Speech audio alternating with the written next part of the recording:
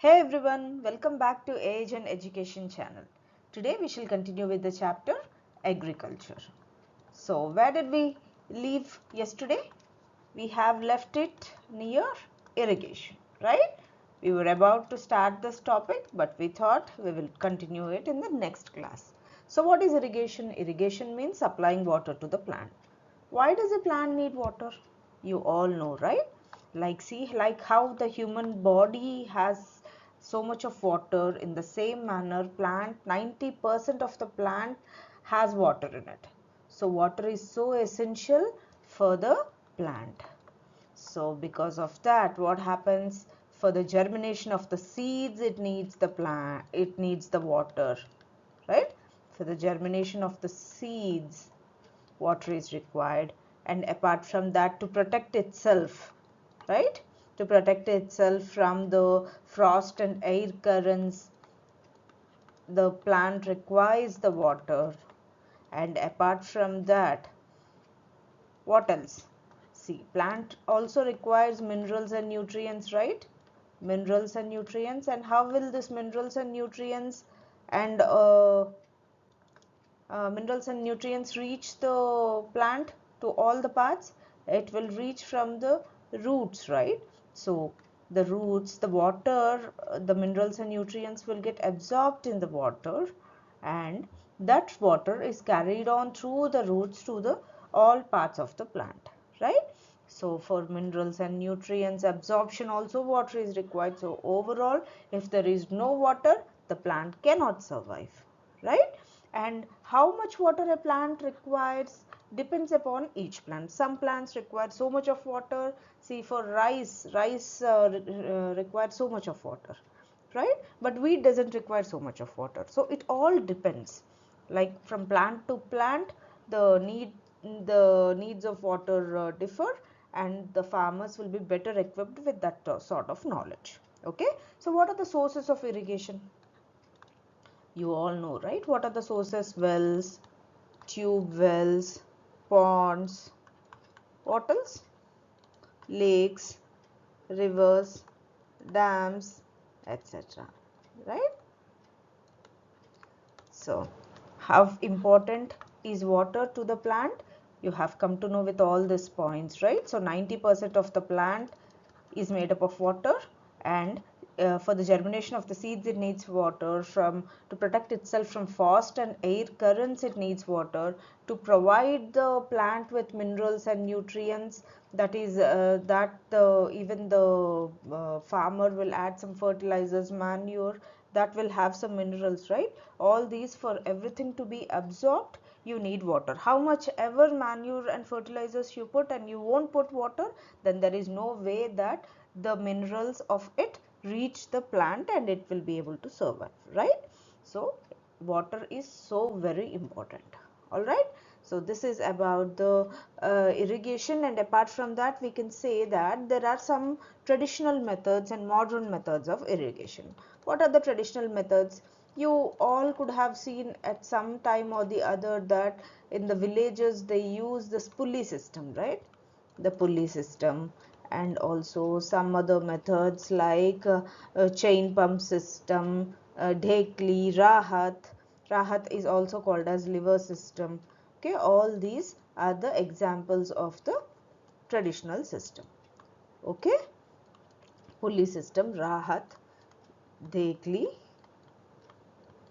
Okay, now what are the modern systems? The modern systems are sprinklers and drip system. What are these? Sprinklers and drip system, and these are so popular these days. Okay, what is the sprinkler system? As you know, the water will be sprinkled all through from the pipes that are projected on from the ground, protruded from the ground, like it is laid like this, and in between there will be a little bit taller pipes. Okay, from this will be revolving and sprinkle the water all through. All right. And drip system, the water will be dripping drop by drop. Okay, drop by drop at regular intervals it will be dripping. All right. So this is about the sprinkler system. And drip system, and these are the modern methods of agriculture, right? So you understood, right? Drip system, in the regular intervals there will be holes, and from that water will be coming. And the sprinkler system, there will be a pipe to the top and it will be revolving and putting the water all through. Okay. Now what next? We are done with irrigation. Then what happens now? You have sowed the seeds, you have prepared the soil, you have sowed the seeds, and then you have added the manure and fertilizers, minerals, and for that to get absorbed, you said that it's very important that you have to irrigate too. Then what else? So when you are supplying all these things, do you think only the crops or the seeds that the farmer has sowed would take the benefit of all the things you are providing? No, there will be some weeds too, undesirable plants, right? They try to compete, they try to take everything that farmer is giving, and they will uh, dominate, right? So dominate the field, and it will be like whatever the farmer is supplying to the plants will actually be taken up by the weeds. And so it is very important that the farmer takes steps to protect his crop from the weeds, right? So the next topic would be protection from weeds. Now what is it? Protection from weeds.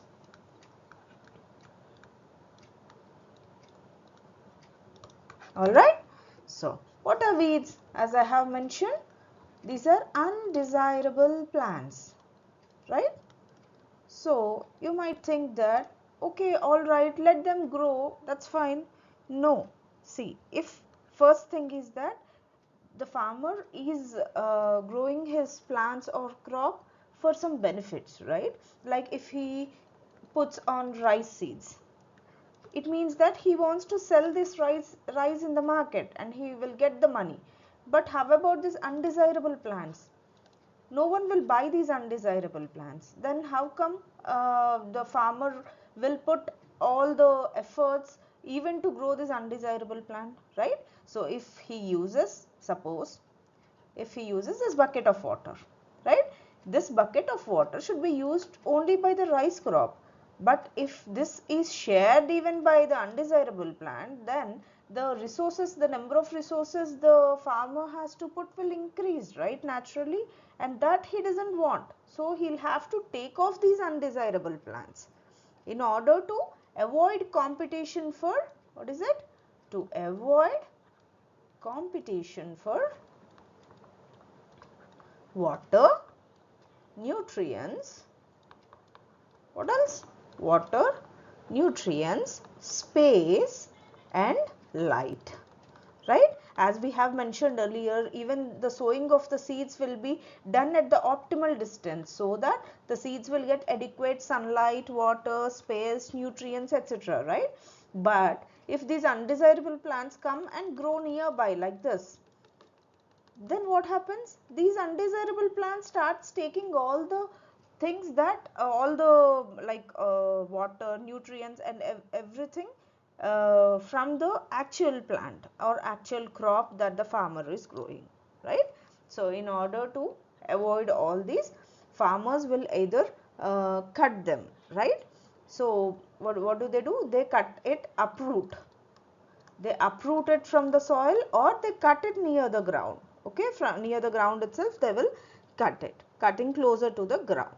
Okay, and apart from this, in the first stage tilling is used, right? So this tilling also helps to avoid these weeds, in the sense that all the seeds, all the weeds that are there will be taken off, right? While tilling, while you are doing while you are turning the soil, what happens? All these sort of plants will come out.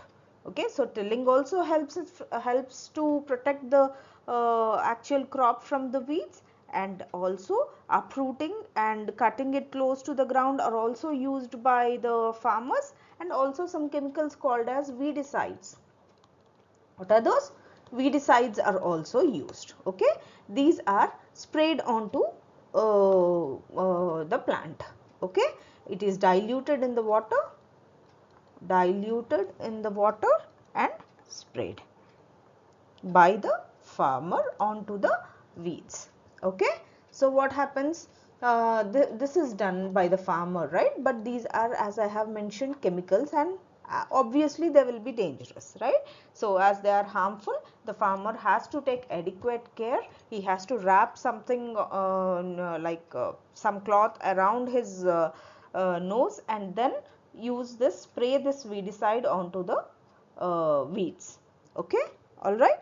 So this is about how the farmer will go with protection from weeds of his crop. Okay, now what next? Okay, you're done. Now your plant is good enough, it has grown and it wants to give, right?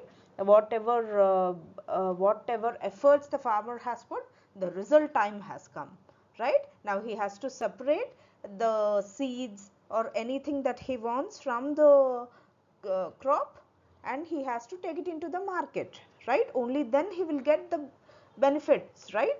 Whatever the farmer does, it will be either for his own consumption, like he will eat it for his own survival, or either he will do this, or he will go into the market and sell them and get the money, right? So for all that, he has to first separate the produce from the plants, right? So then comes harvesting. What is it? Harvesting. All right, now we shall look into harvesting. So what is harvesting? Harvesting is the result time for the farmers, right? Whatever efforts he has put in, it's time to reap its benefits.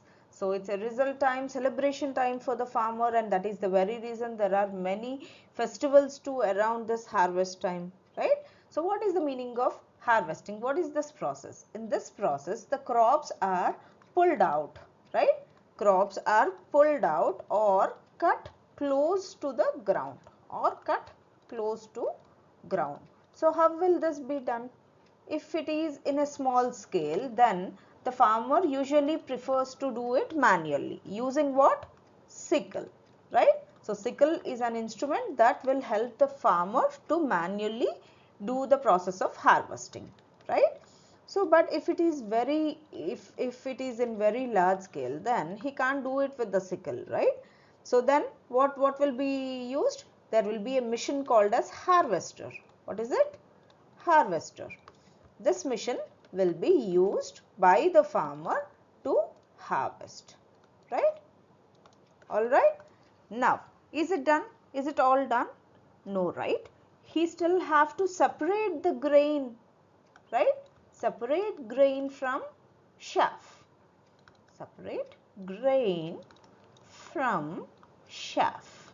Okay, and this is called as, in a process called as threshing. Okay, this threshing can be done by a machine called as combine. What is it? Combine is a machine. Remember, don't think that it is some process or something. It is a machine, right? And what it does both harvesting and threshing. All right, both are done by this machine called combine.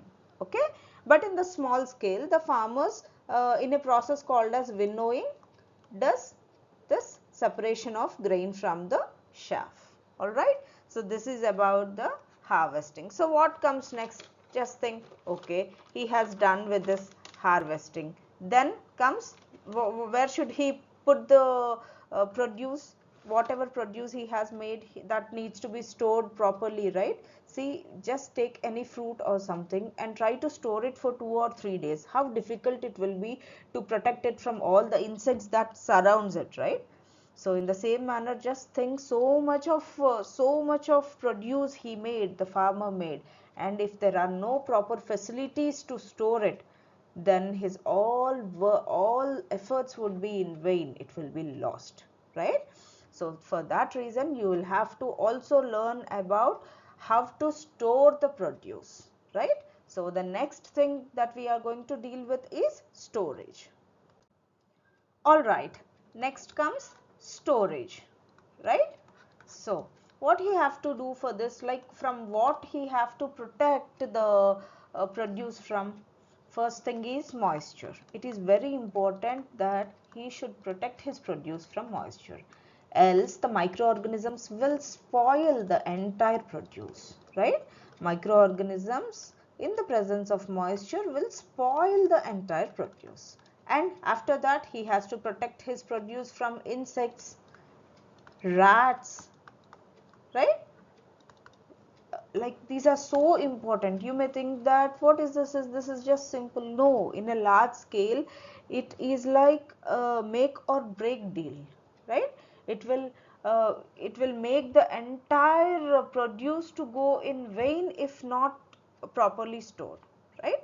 So what does usually farmers do to protect the produce from the moisture is they will first, every grain will have so much of moisture, right? So the grain will be moist and those will be dried so that the attacks of pests and bacteria, fungi can be prevented. So what is the first step he does to protect his produce from moisture? He sun dries them, right?